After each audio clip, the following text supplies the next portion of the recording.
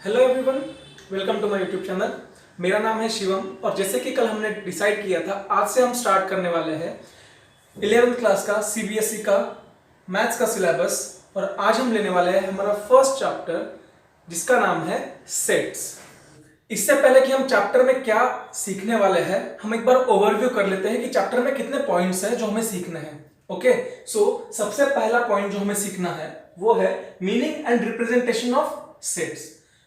Second point है types, कितने तरह के सेट्स होते हैं, क्या टाइप्स होते हैं सेट्स के, वो हम यहाँ पे सीखेंगे। थर्ड होता है Venn diagram. Venn diagrams basically ऐसा स्ट्रक्चर है या ऐसा फॉर्म है जो हमें सेट्स के प्रॉब्लम्स को सॉल्व कराने के लिए अच्छी टेक्निक देता है, जिससे हम इजीली सेट्स के प्रॉब्लम सॉल्व कर सकते हैं। और फोर्थ होता है properties and its application, properties and application of Venn diagrams. तो अब हम समझेंगे कि सेट का मतलब क्या होता है। सेट का मतलब होता है well defined collection of objects. Set का मतलब होता है well defined collection of objects. But यहां पे गौर करने वाली चीज क्या है, हमें कौन सी चीज पे फोकस करना है? वेल डिफाइंड पे हमें फोकस करना है, वेल डिफाइंड पे। तो अभी आप मुझे बताइए कि वेल डिफाइंड का मतलब क्या होता है। वेल डिफाइंड का मतलब होता है जिसका कोई एक स्पेसिफिक क्राइटेरिया हो, जिसका कोई एक स्पेसिफिक क्राइटेरिया हो, यस और नो, जिसका कोई स्पेसिफिक क्राइटेरिया हो, ऐसी चीज वेल डिफाइंड होती है। जैसे अगर मैं कहूं कि दुनिया की सबसे लॉन्गेस्ट रिवर कौन सी है, तो यहां पे क्राइटेरिया क्या है? यहां पे क्राइटेरिया है लॉन्गेस्ट, यानी लेंथ का क्राइटेरिया है। और लेंथ तो डिफाइंड होती है, यस और नो। तो अगर मैं आपसे पूछूं कि दुनिया की सबसे लॉन्गेस्ट रिवर कौन सी है, तो सबका आंसर सेम आना चाहिए, क्योंकि दुनिया में सिर्फ एक ही होगी सबसे लॉन्गेस्ट रिवर, यस और नो। या फिर अगर मैं आपसे पूछूं कि अल्फाबेट्स में वोवल्स कौन से आते हैं, अल्फाबेट में टोटल कितने वोवल्स आते हैं, तो ये भी तो डिफाइंड है। टोटल इंग्लिश के अल्फाबेट्स में 5 वोवल्स आते हैं, A E I O U, correct. So well defined का मतलब है कि जिनका कोई स्पेसिफिक क्राइटेरिया है। हम एग्जांपल से समझेंगे कि सर इसे समझेंगे कैसे, या फिर सेट तो ठीक है, सेट का मतलब तो समझ गया, लेकिन लिखेंगे कैसे? अगर मुझे कोई कहेगा कि लिखो, सेट को रिप्रेजेंट करो, तो सेट को रिप्रेजेंट कैसे करेंगे? ओके, तो अब हम सीखेंगे सेट्स को रिप्रेजेंट कैसे करते हैं। ओके, सेट का मतलब क्या होता है ये तो हमने समझ लिया, ठीक है। अभी हम समझेंगे कि सेट को रिप्रेजेंट कैसे करेंगे। सेट का मतलब तो पता चल गया, लेकिन उसको लिखेंगे कैसे? तो उसके लिए अभी हम देखेंगे रिप्रेजेंटेशन ऑफ सेट्स। हम 3 स्टेप्स में समझेंगे सेट्स को कैसे रिप्रेजेंट करेंगे। ओके, पहली स्टेप ये है कि अगर आपको कोई भी सेट दिया जाता है, तो उस सेट को आप कैपिटल लेटर्स से रिप्रेजेंट कर सकते हो। आपको कोई भी सेट अगर दिया जाता है और सेट को आपको लिखना है, तो आप शॉर्ट फॉर्म में उस सेट को कैपिटल लेटर्स में लिखते हो। उसके बाद उस सेट्स के जो मेंबर्स होते हैं, मेंबर्स का मतलब क्या? जैसे फॉर एग्जांपल, हम इसको एक एग्जांपल के साथ समझते हैं। चलो ठीक है, हम इसको एक एग्जांपल के साथ समझते हैं। जैसे अगर मैं आपसे कहूं कि एक सेट है, set of vowels in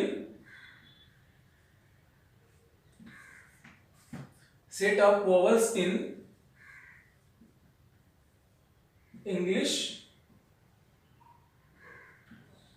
alphabets.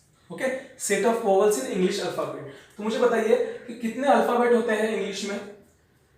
26 होते हैं टोटल। बट मुझे पूछा क्या है? सिर्फ वोवल्स के बारे में पूछा है। तो टोटल कितने वोवल्स होते हैं? टोटल 5 वोवल्स होते हैं, A E I O U, correct. ऐसे टोटल 5 वोवल्स होते हैं। तो हम इसको सेट के फॉर्म में रिप्रेजेंट कैसे करेंगे? करेक्ट। तो अभी ध्यान दीजिए, हमें इसे सेट के फॉर्म में रिप्रेजेंट करना होता है। जैसे अभी फॉर एग्जांपल मैं कंसीडर करता हूं कि मैं ये जो सेट ऑफ वोवल्स है ना, ये सेट ऑफ वोवल्स को ए एज अ सेट रिप्रेजेंट कर रहा हूं। This A is a set. A is a set of what? A is set of vowels in English alphabets. They are well defined objects, correct? So I will represent my set as A, and ये जो भी है, ये ए, E, I, O, you, ये क्या है? ये elements है सेट के। मेरा जो well defined collection of objects है उसमें का ये कलेक्शन है ना, यस और नो?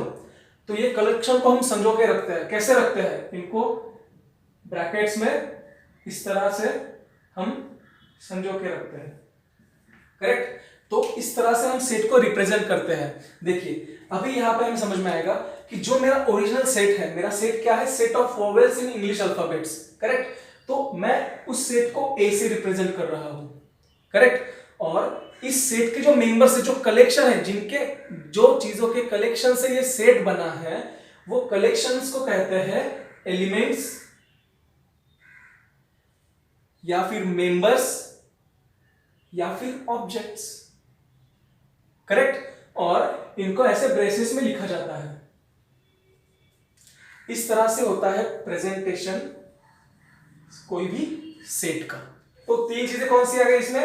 एक हो गया कि सेट को हमें हमेशा लिखना होता है कैपिटल लेटर में। सेट के जो भी मेंबर्स या एलिमेंट्स या ऑब्जेक्ट्स होते हैं उनको हम लिखते हैं स्मॉल लेटर्स में, और उनको हम लिखते हैं ये ब्रेसेस के अंदर। तो ये तीन चीजें हमें याद रखनी चाहिए। अभी तक हमने दो चीजें समझी है, पहली मीनिंग ऑफ सेट्स और second representation of sets, correct? लेकिन अभी आप मुझे एक बात बताइए, अगर मैं आपसे पूछूं कि इंग्लिश अल्फाबेट्स में वोवेल्स का सेट क्या होगा और उसके एलिमेंट्स क्या होंगे, करेक्ट? तो उस सेट के एलिमेंट्स होंगे ए, ई, आई, ओ और यू, करेक्ट? 5 ही है। तो उनको मैं इजीली ऐसे लिख सकता हूं कि फॉर एग्जांपल मेरा वोवेल्स का अगर सेट है, उसके मेंबर्स है ए, E, I, O, U, correct? But अगर मैं आपसे कहूं कि ऐसा सेट जिसमें एलिमेंट्स है फ्रॉम 1 to 1000, करेक्ट? तो अब क्या करेंगे?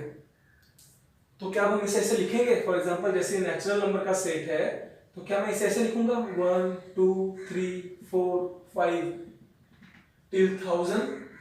ये तो फिर मुझे पूरा लिखना पड़ेगा ना, तो ये तो टाइम कंज्यूमिंग हो जाएगा, यस और नो? तो एक बात समझो कि maths is to simplify, okay?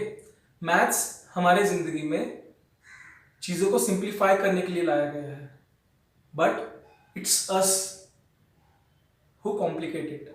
इसका कोई ना कोई तो सोल्यूशन होगा, मैथ्स में इसका कोई ना कोई तो सोल्यूशन होगा। अभी यहां पे तो मैंने सिर्फ आपसे कहा कि आप 1 to 1000 तक लिखो। अगर कोई कहते 1 to 10,000 तक लिखो, तो क्या आप 1 से लेकर 10,000 तक लिखते बैठोगे? नहीं।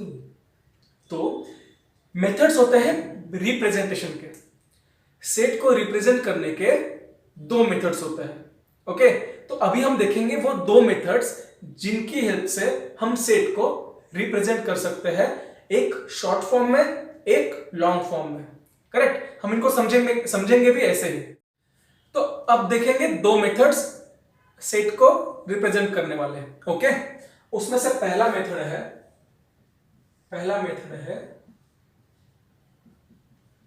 Roster method.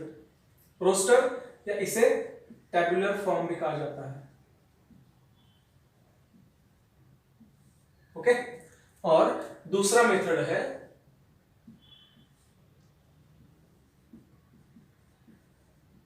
Set builder method, correct? Word से कुछ समझ में आ रहा है आपको? कुछ आ रहा है समझ में? देखो, पहला फॉर्म क्या है, पहला मेथड क्या है? Roster method. दूसरा क्या है? Set builder method. अगर आपको एक याद हो गया तो दूसरा याद करने की जरूरत नहीं है। रोस्टर का मतलब क्या है? रोस्टर का मतलब है डिटेल में, एक ही वर्ड, डिटेल में। यूट्यूब पे आपने देखा होगा बहुत सारे लोग एक दूसरे लोगों को रोस्ट करते रहता है। जब कोई किसी को रोस्ट करता है तो उसका एक से एक छोटा से छोटा वीडियो देखता है ना, डिटेल में पूरा, करेक्ट? तो हम रोस्टर को वैसे ही याद रखेंगे। रोस्टर का मतलब क्या? डिटेल में। डिटेल का मतलब क्या? अगर आपको कोई सेट दिया है तो आपको उसका एवरी सिंगल एलिमेंट लिखना है, दैट्स इट।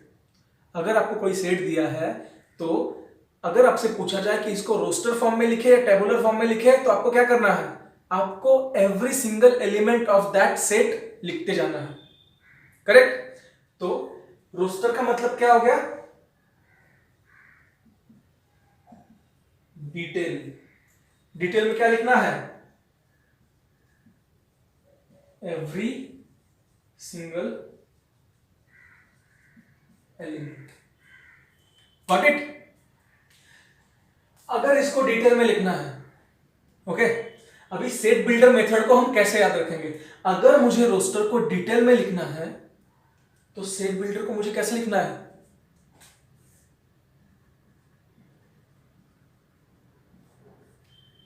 शॉर्ट में, करेक्ट। तो फिर सेट बिल्डर को तो मुझे शॉर्ट में लिखना पड़ेगा ना, तो शॉर्ट में कैसे लिखेंगे, इसकी कोई तो एक कॉमन प्रॉपर्टी होगी, कॉमन प्रॉपर्टी, करेक्ट।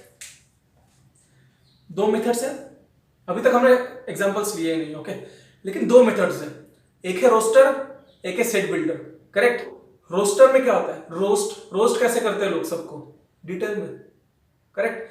डिटेल का मतलब क्या है कि एवरी सिंगल एलिमेंट हमें लिखना है सेट्स के, करेक्ट। और सेट बिल्डर का मतलब क्या है, यहां पे अगर हम एवरी सिंगल एलिमेंट लिख रहे थे, एवरी सिंगल मेंबर लिख रहे थे, एवरी सिंगल ऑब्जेक्ट लिख रहे थे, तो सेट बिल्डर में हमें क्या करना है, हमें एक कॉमन प्रॉपर्टी दी होगी या फिर हमें एक कॉमन प्रॉपर्टी लिखनी है, ओके। हमें इन्हें एग्जांपल के साथ भी करेंगे, ठीक है। इंपॉर्टेंट यह है कि आपको समझ में आया या नहीं आया। अगर आपको समझ में आया है तो मुझे कमेंट बॉक्स में थम्स अप दे देना, अगर आपको समझ में नहीं आया है तो वीडियो एक बार फिर से देख लेना।